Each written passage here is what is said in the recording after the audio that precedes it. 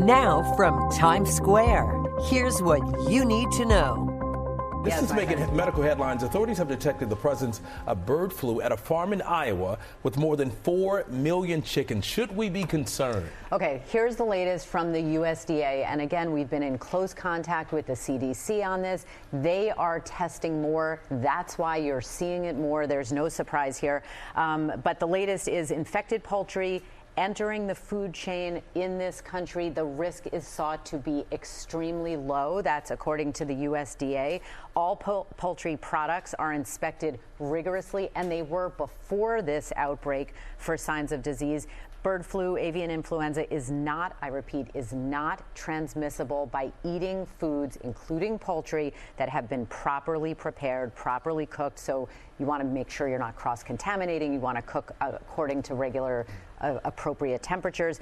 And eggs, because we've been tracking this as well, have to be thoroughly cooked until the yolks are firm. No over easy. No over easy. And when you're talking about the dairy supply, no raw or unpasteurized milk. Yeah. That should have been the case before avian influenza. So bottom line, if people want to avoid this altogether, what's the choice? Well, look, again, we have to emphasize what the science and the facts say right now. There is no evidence that this is a virus that can be transmitted via eating properly cooked food or drinking properly pasteurized milk.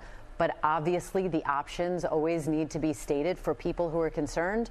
Plant-based, better for the environment, and probably will save you some money as well. At least temporarily. It's a good way to try out that diet, at the very least. It's just an option for people. All right, Doc, thank you. You bet. Thank you so much. And we turn now to ABC's Jacqueline Lee in Los Angeles. She has our latest headlines. Good afternoon, Jacqueline. Hey, Errol, great to be with you. We begin with former President Trump's hush money trial. All eyes are on the 12 jurors on day 2 of deliberations. The panel yesterday asked the court to read back witness testimony from former National Enquirer publisher David Pecker and Trump's former fixer Michael Cohen. Jurors also asked to rehear Judge Juan Merchan's instructions. He told them to keep their promise to be fair and impartial. Supreme Court Justice Samuel Alito rejects a request from congressional Democrats to recuse himself in 2 cases related to January 6th. The New York Times recently reported 2 flags flown outside his homes in 2021 and 2023 were sometimes associated with those carried by the mob during the attack on the Capitol. In a letter, Alito says he was not involved in the decisions to fly the flags, and both were raised by his wife. Walgreens is the latest retailer slashing prices as consumers push back on high costs. The move impacts 1,300 items. For example, Eucerin hand cream was $7.29. Now it's $5.99. Gummy vitamins down from $13.49 to $11.99. And this bag of potato chips down from $2.79 to $1.99. This all comes as Walgreens and other stores try to win back shoppers. Nissan issued a do-not-drive warning for 84,000 vehicles with recalled Takata airbags. The vehicles were already subject to recalls due to the risk that front passenger airbag inflators could explode. The warning affects Sentras, Pathfinders, and Infiniti QX4s made between 2002 and 2006. Now to our Ginger Z with the latest weather. Severe storms in the Big Bend region of Texas put out all that hail. They had some big hail, too. This was from Marathon. And remember, hail comes from heat building a thunderstorm very tall in the atmosphere. We will see more where that came from because we've got this super active pattern that we've had throughout May. That stormy pattern leaves the area there in the Texas Panhandle and the plains like Abilene or San Angelo, but certainly focused on Lubbock and Amarillo for big hail and damaging wind tonight. Doesn't stop there, though. More severe storms as that low tightens up in southern Missouri. Look at Dallas, Waco, Austin, and Houston back in it to end this week and to end May. And our thanks to Ginger. And a bird watcher with an eagle eye saves a man's life in Ohio. John Rolfe was searching for birds on a trail when he spotted a man clinging onto a log in a nearby river. Rolfe rushed over, called 911, and relayed the life-saving instructions from the operator to the man in distress. The man held on tight until help arrived. And guys, I don't know if you like bird watching, but I think this is a sign that you never know. You never know. Well, talk about an angel being in the right place at the right time. Seriously. What Absolutely. a story. Jacqueline, thank you very much. We appreciate it. All right, still ahead on GMA3 on this Thursday, convicted killer Scott Peterson makes a bid for a new trial. Why he believes DNA evidence could clear him and the murders of his wife and their unborn child 2 decades later. Our team unpacks this new angle in the case. Plus, a closer look at Asian representation in Hollywood, the strides on the silver screen, and why some actors say there's still more work to be done.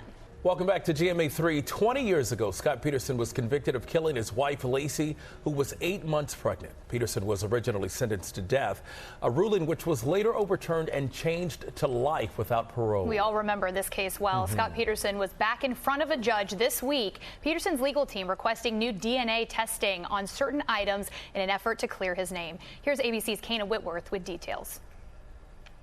A pivotal day in convicted killer Scott Peterson's efforts for a new trial, the 51-year-old appearing virtually in court.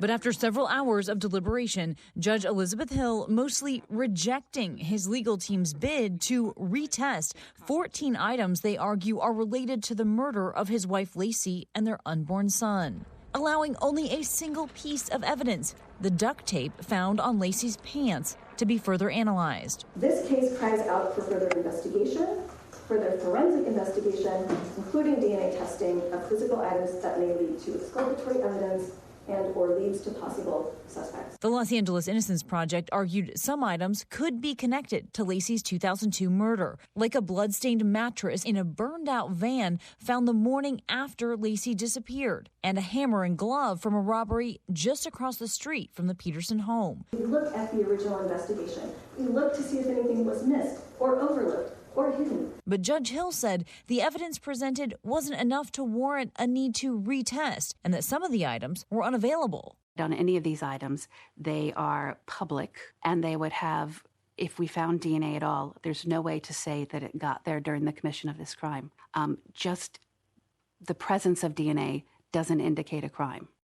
And our many thanks to Kana for that report. Let's bring in now our chief legal analyst, Dan Abrams. Dan, good to see you. Sure. So the judge rejected all but one of Peterson's attorney's requests for a new DNA test. What does this say about the argument? It says that the judge really wasn't giving much credence to the defense's argument. There were a lot of different reasons as to why the other evidence the judge said wouldn't be tested. Either chain of custody issues. The DAs don't have the evidence. It's not in the custody of the government anymore. And other explanations. This is the one piece, this tape, was because it was an item that had been tested previously. There was some DNA on it, but the testing back in 2004 wasn't sensitive enough to detect it. So the judge basically saying, all right, now we've got this new kind of DNA testing. Let's let them do it. But I don't really know exactly how it's going to be a make or break issue in the case with that single piece of evidence. It seems like this is obviously a long shot, as you mentioned, but it seems like the Innocence Project doesn't just take up cases. They must feel like there's some merit to this. They were docked pretty heavily in that ruling by the judge. But how likely is it that one piece of evidence could actually make the difference here? I don't think it's likely at all. Because let's even assume they find someone else's DNA on the tape, right?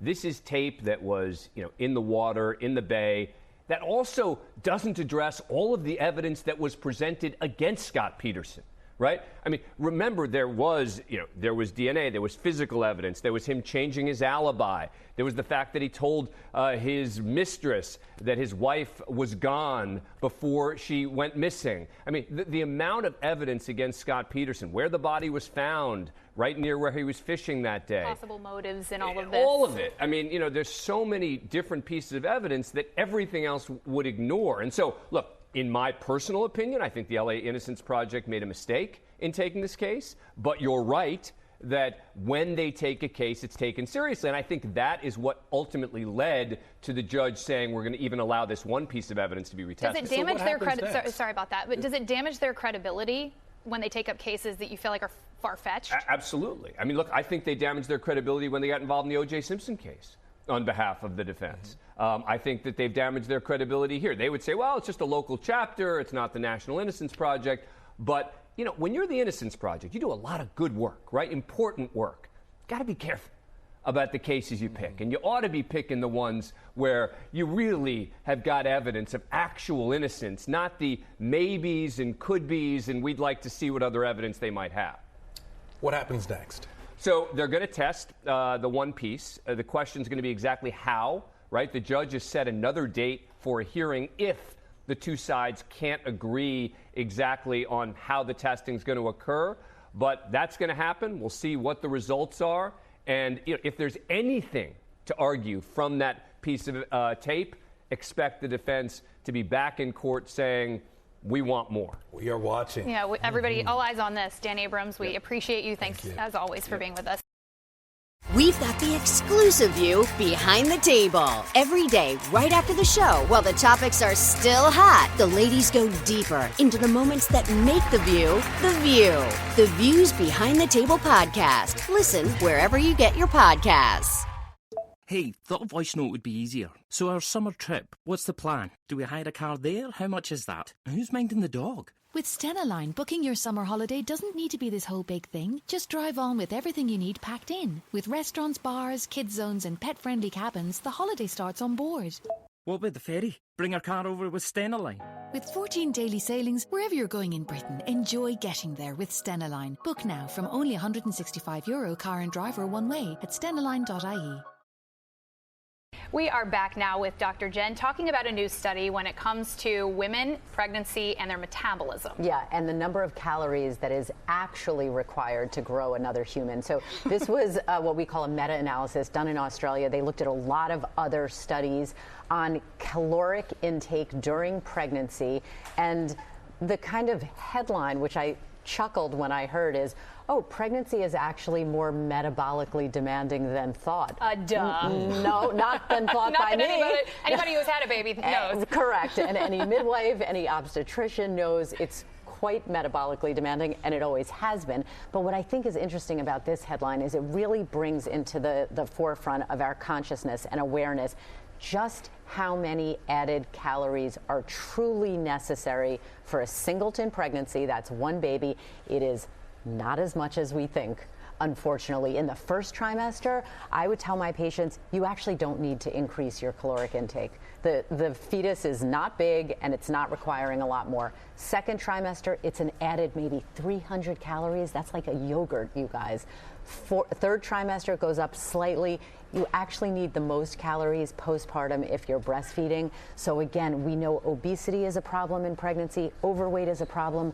You should be gaining on average 25 to 30 pounds if you start your pregnancy at ideal weight, and this study really emphasizes that. So what about this myth, I'm eating for two? Yeah, that's sabotage. Do not listen to that, because that's not the person who's going to have to lose the weight afterwards. So remember that. It's only 300 to 400 calories on average, and so anyone who says you're eating for two, say, here, you go ahead. Yeah. You have it. It's not a free-for-all, then unfortunately. They can lose the weight afterwards, not you. All right, Doc, thank you. We're back in a moment. Stay with us. And Dr. Jen joining us again with a health and wellness topic. And this is the question that you guys are asking. Can magnesium supplements help with muscle cramps? Well, a lot of people believe that it can. However, if you look at the data, there really is lacking evidence that taking a magnesium supplement for the run-of-the-mill muscle cramps will really help. Remember, there are a lot of reasons for muscle cramps. There are a lot of different age groups and types of people who suffer from muscle cramps, whether it's pregnant women or elite athletes or older individuals. In general, there really is not the data there to support it.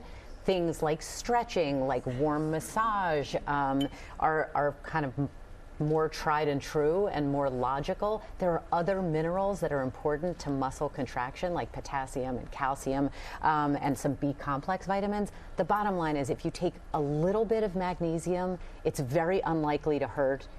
Placebo effect is a real thing. If it helps you, great. If you take too much magnesium, it can be dangerous and it can cause a lot of GI issues. Moderation, and always talk to your doctor. That is correct. All right, your prescription for wellness. Well, self-inspired by my muscle spasm. You're moving pretty well today, though. I'm better. Very mobile today. These heels are coming off right after the show. By the way, thank you for everyone for their well wishes, but I did visit a licensed chiropractor yesterday who was incredibly helpful. So some tips on choosing a chiropractor for some muscle aches and pains. You want to definitely ask them about their education. They should be licensed. This is a type of complementary medical school, so they should be able to show you their degree. You should talk to them and confirm the treatment timeline as well as the cost. Sometimes this is covered by insurance, other times it is not, and there should be a goal and endpoint. and they should ask about your health history no differently than any other healthcare provider, including what medications you're on, what types of surgeries you've had in the past. I want to give a shout out to the chiropractor who helped me yesterday. I could not walk well when I walked in there. I am 75% better today. Well, you're in heels today. You just mentioned it. Only in heels for 2 seconds. Then they're coming off. Just for the show. Heels are not good for back spasm. The caveat. But really, really helpful. All right, Doc, thank you very much. And folks, we would love to hear from you. So hit us up on Instagram with all of your medical questions for America's favorite doctor at ABC GMA3. Well, just ahead on GMA3, we are marking Military Appreciation Month. And we meet the USO volunteer who says giving back to the troops changed his life forever. Plus, the Tony-nominated director for the Broadway hit Hell's Kitchen is here. How he's bringing the musical to life and making his mark on the world of theater. You don't want to miss it. People who disappear without a trace. Where is she? The most notorious murder cases in New York. Pure evil. And the most devious killers. There's a Hannibal Lecter feel to him. For chilling true crime stories, follow the True Crime NYC podcast wherever you listen. When it comes to winning elections, is it really the economy, stupid? Are soccer moms the quintessential swing voter? And does it matter which candidate you'd rather share a beer with? Every election cycle, cliches come easy. But are they right? In a new series on the 538 Politics podcast, we're taking a look back at conventional wisdom from past elections. Where did that wisdom come from? And does it hold up today? Find the Campaign Throwback series in the 538 Politics feed wherever you get your podcasts.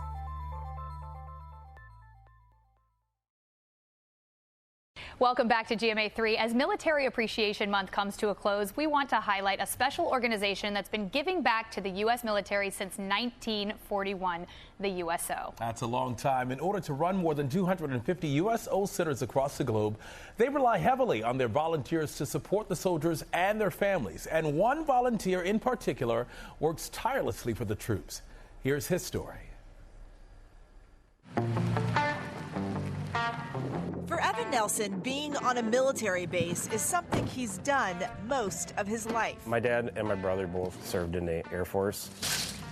Spent quite a bit of time at military bases, visiting my brother when we were younger. 3 years ago, in honor of his family and best friend Rob, an Army veteran, Evan and his 2 children started volunteering with the United Service Organizations, or USO, at Fort McCoy, Wisconsin. You can just hand them their beverage. I was just looking for a way to give back to our men and women in service. There's nothing I'd rather be doing than coming up here and helping out. It's a part of my life and my children's life, and we really enjoy it. The USO has been serving the men and women of the U.S. military since 1941 at 250 locations on bases, at airports, and military installations worldwide. No matter where we go, whether we're traveling or we're anywhere in the world, the USO is there. And so where we go, they go, and the USO provides a piece of home for us. In 2023, nearly 20,000 USO volunteers served around the globe, giving service members a touch of home when they need it most. When people think of bases and training and garrisons, they think that the military are the primary trainers. But there's this whole army, pun intended, of volunteers that come on the backside and help as well. Volunteers like Evan. So we have 2 snacks and 1 drink. Got a little bit of salty, a little bit of sweet. How are we feeling today? I could use a little bit of sweetness. Evan and his family get it. They totally understand that it's about service to the greater cause and not about themselves. That service earning Evan the 2023 USO Volunteer of the Year Award. I have such respect for them, and being able to help them out, even if it's in a small way, I will do it. That respect, gratitude for their sacrifice, something Evan understands extends far beyond the time served overseas. 2 years ago, his best friend died by suicide after struggling for years with PTSD. When I lost my friend to PTSD, I really didn't think I'd probably be able to come up here anymore.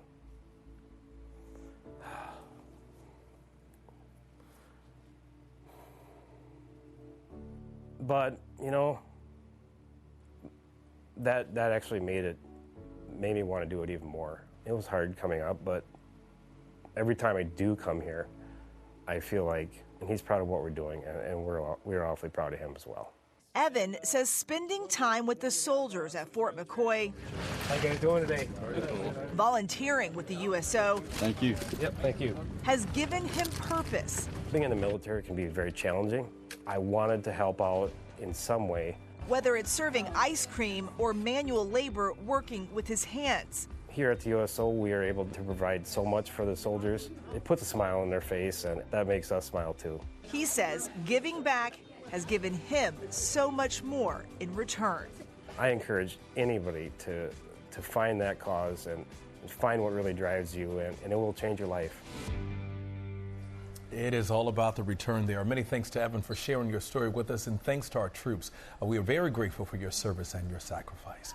When we come back, we're checking out some impressive baby shower gifts. Yeah, the cutting-edge options for growing families. The editor-in-chief of Parents is here with the goodies to add to your baby registry. I know you're listening up.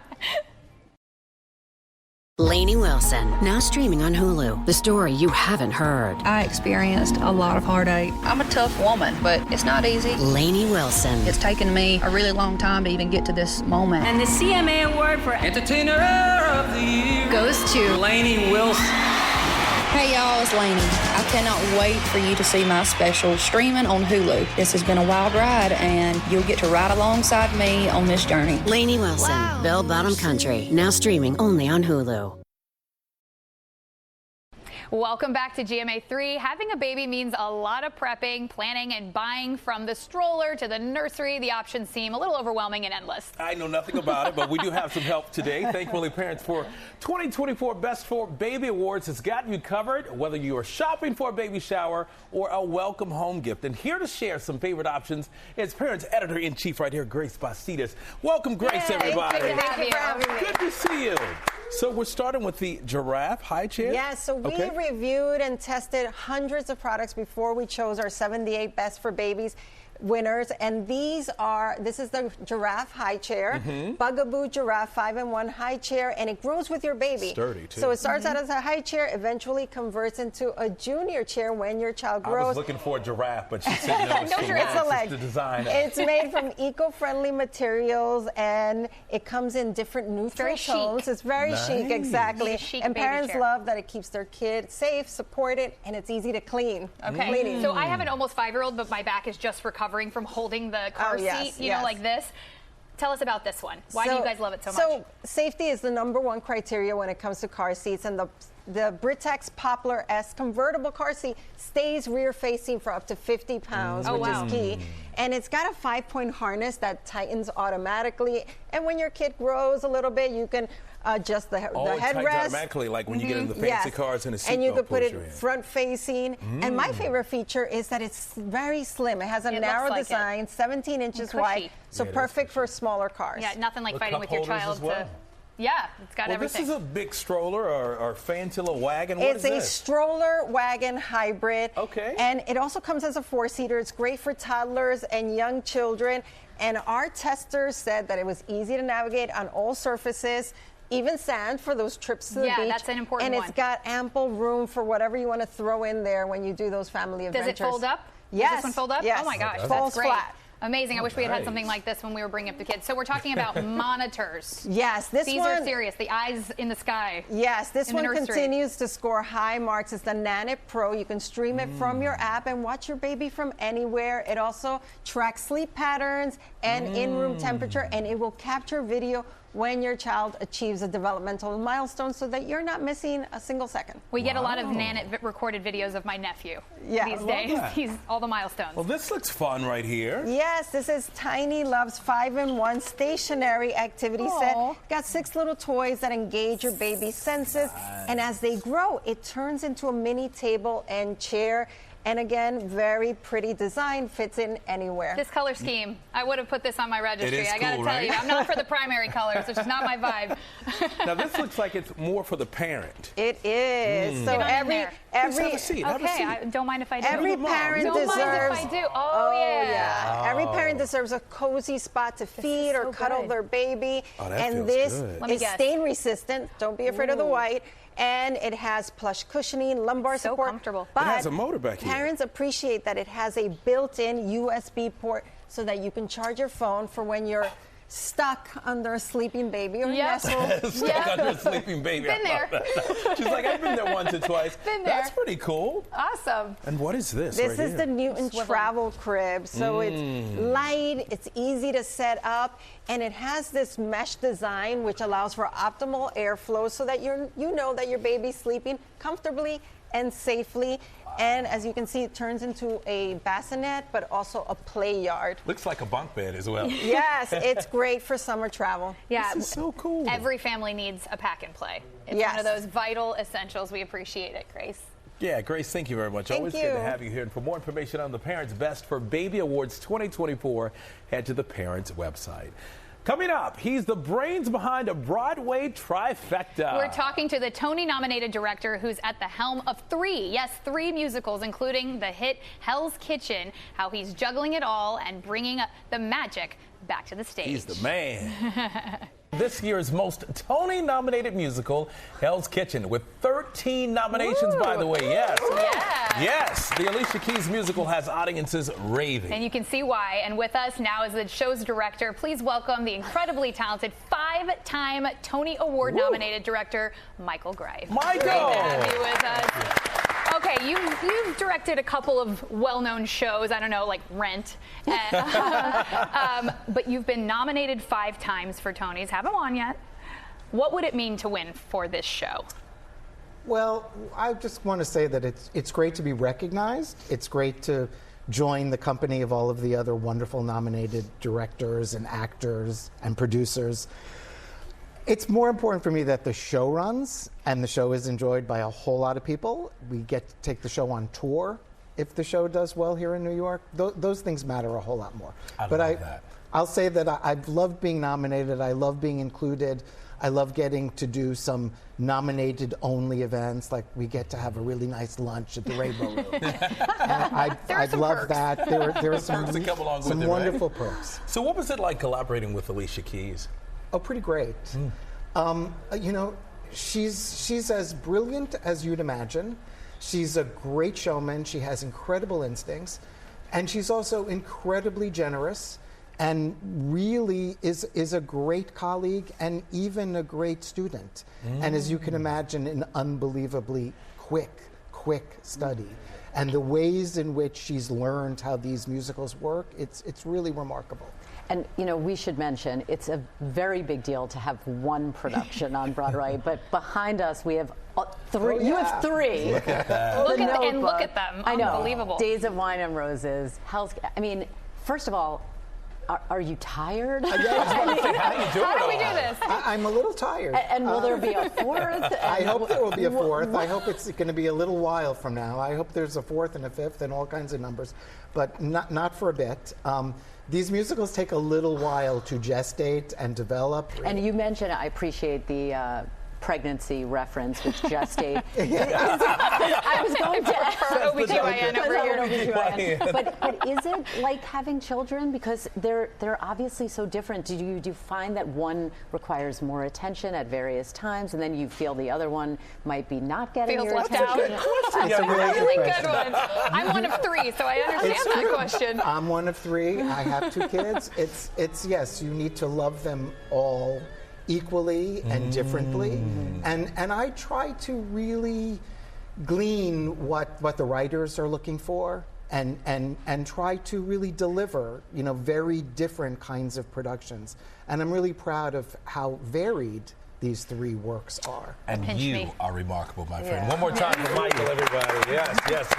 And you can catch Hell's Kitchen and The Notebook on Broadway right now. And that is what you need to know for today. I'm DeMarco Morgan. I'm Ariel Reshet. And I'm Dr. Jen Ashton. For all of us here at ABC News, including Michael, have a great Thursday, everyone. It's almost Friday.